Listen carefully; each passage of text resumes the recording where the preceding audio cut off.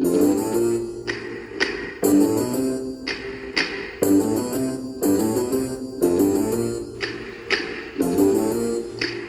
tonight's Freak Fest, we shall be seeing some very familiar faces that helped shape the Halloween genre we know today. First up, one game, one pile of filth that is so bad, so disgusting, that I personally refuse to own a single hard copy or cartridge. This game blows, and it's freaking cursed.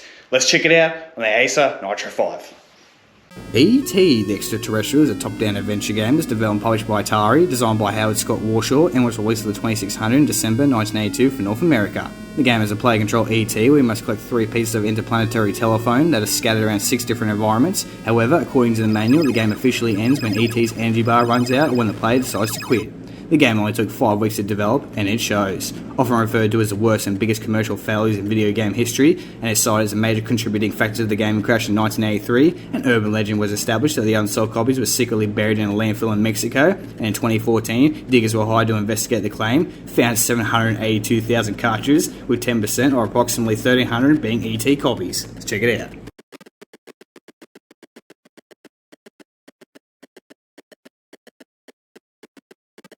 Okay, let's start with what this game does right. Absolutely nothing. Howard Scott referred to the game as innovative and a great adaptation to the movie. The only thing I'm seeing is piss poor graphics, stupid and confusing gameplay. Like, where's the creativity, eh? You also find that back in the day, game labels and box art were quite deceiving, especially on Atari's behalf. You'd purchase a game, bring it home, start playing, and realise that that game has nothing to do with the label. A big, fat lie. However, this was corrected in 1985 when Nintendo entered the gaming industry, often referred to as the black box games. The art or illustrations were simple sprites ripped from the game. You see, Nintendo had nothing to hide. Kudos to them.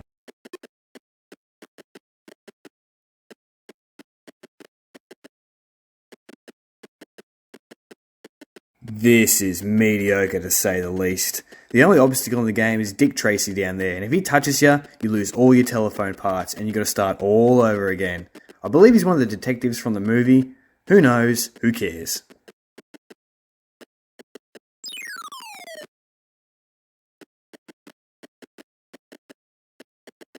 In conclusion, E.T. is a very important game in history, and it shows that a rushed, half-assed product was no longer tolerated in the industry. A total of 700,000 copies of the game were returned and resulted in a complete stop in the market, and a loss of $536 million. As of 2022, Atari has been pursuing other lines of business, including cryptocurrency and video game-themed hotels.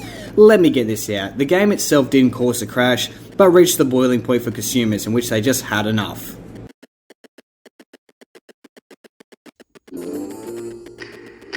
I guess you could say the landfill in Mexico was sort of a tomb of doom. But anyhow, next up, let's check out Castlevania.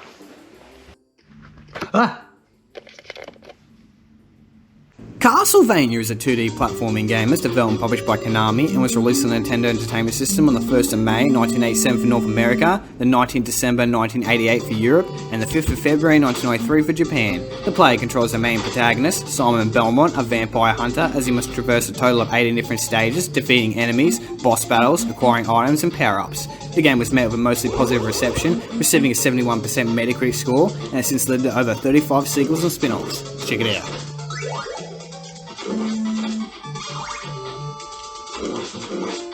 Thankfully, this is actually a great traditional platforming game, and in my opinion, one of the best of the series. Why? Simple gameplay with increasing difficulty and very responsive controls.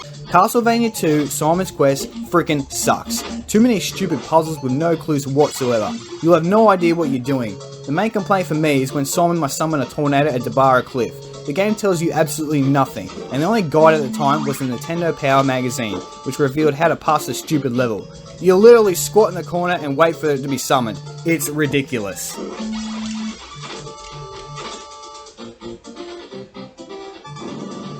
Originally named Peter Dante, Simon Belmont's main weapon is his whip, known in the series lore as the Vampire Killer. There are also several power-ups such as throwing knives, axes, magical watches, sacred crosses, and vials of holy water, which the game could have done without in my opinion.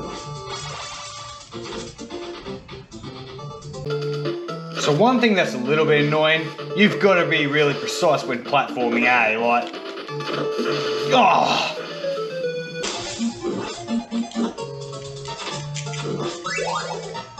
Guess I'm gonna go up here. Ugh.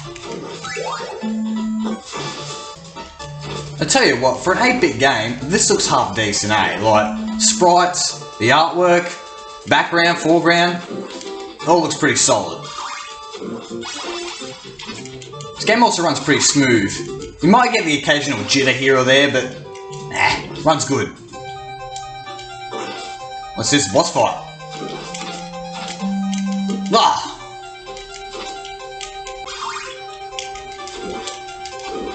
Jump up and whip him. Oh, I think we're stuck here. What's going on here? Ah!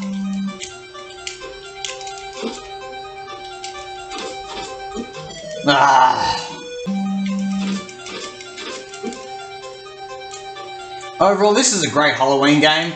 Yeah, I just suck at it.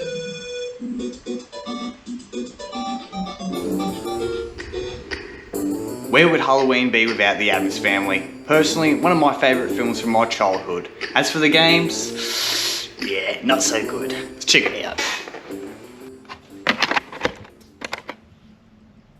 Festus Quest is an overhead/3D side-scrolling run-and-gun adventure game that's developed and published by Sunsoft and was released for the NES in 1989 for North America and the 14th September 1990 for Europe and Australia. Based off the 1960s television series The Addams Family, the player controls Fester, navigating through city sewers, buildings, defeating enemies with power upgrades, and taking on 6 alien boss battles. The game received mixed reviews due to its extreme difficulty, but nevertheless sold over 1 million copies and was ranked as the 73rd worst NES game from Games Radar. Let's check it out.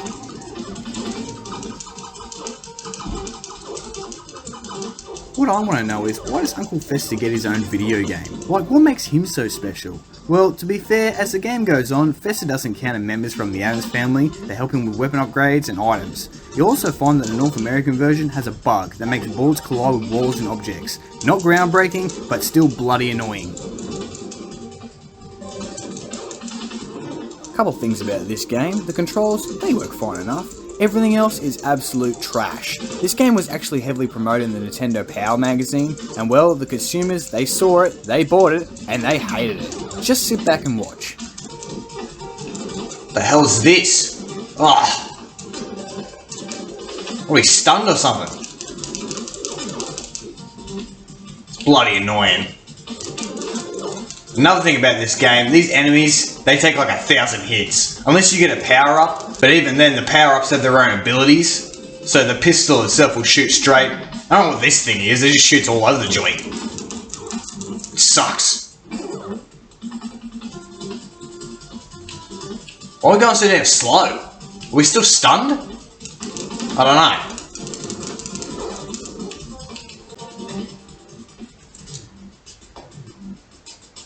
The hell is this? Could be a sewer or something. It's bloody dark. Oh, I can't see anything.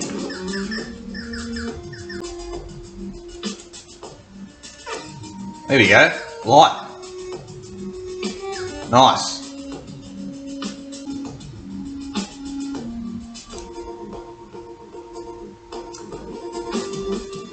You've also got to watch out for respawn enemies. Yeah, they're everywhere. Ah! Oh, it's this frog. Get off me! Ah! Oh. Damn frogs. It's gonna be one of those where the hell do I go kind of games, I think. I've got no idea.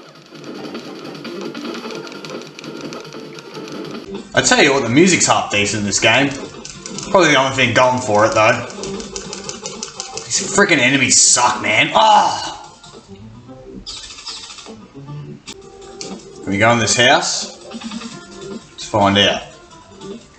A key? Yes, we do.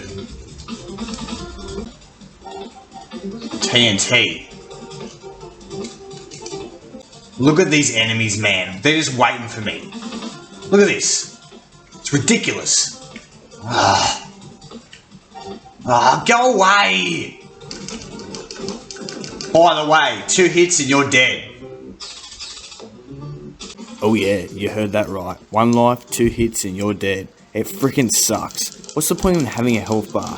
The game does give you unlimited continues, so you get to keep your items and equipment, but you got to start at the beginning of the stupid level. And what's the go here? These green blobs keep multiplying. What the hell, man? Are you kidding me? Yeah, I'll highly suggest grabbing some TNT, because your gun will not work at all. You also want to keep moving forward, because the enemies, yep, they keep respawning, and it'll make this game a friggin' nightmare.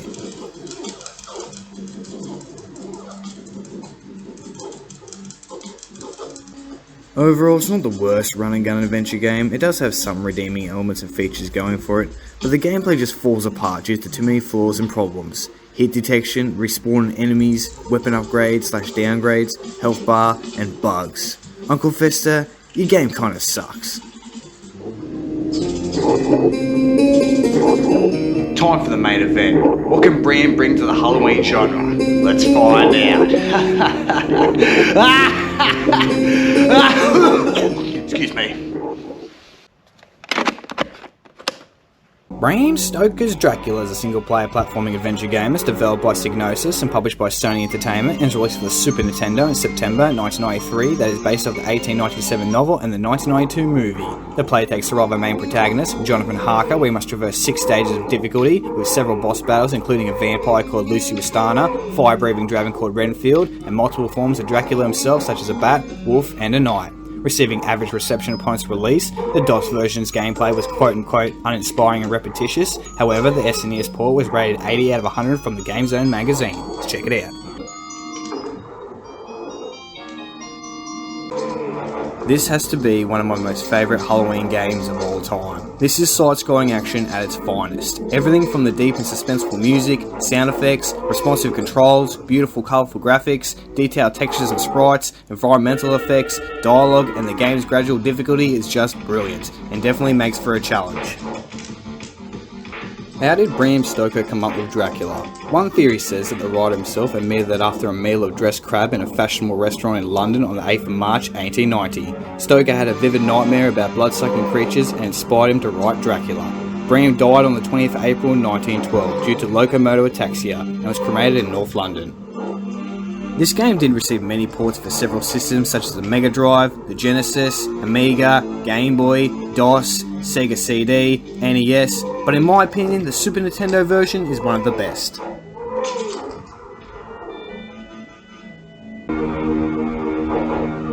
So one thing that's a little bit annoying about this game, there's a lot of trial and error. I mean, this is a blatant rip-off of Castlevania, but it's not too bad, I guess.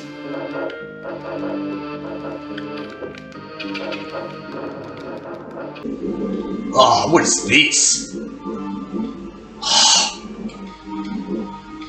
So this game's got like motion physics, sort of like Super Mario Brothers. So when you're running, you got a bit of a slide going. It's alright. Checkpoint.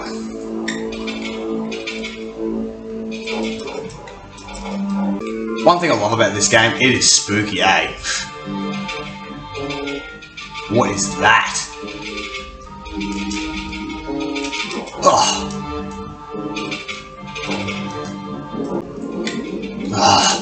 You gotta watch out for respawn of enemies as well. Bloody annoying.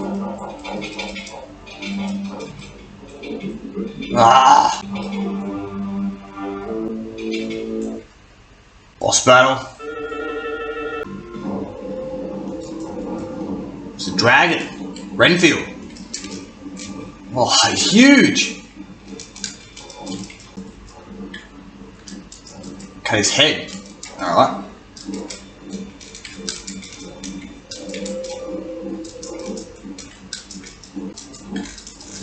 There we go.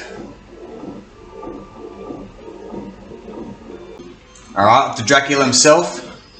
Now, depending on which difficulty you choose, how many boss battles and levels you're gonna get. We just picked normal, so yeah.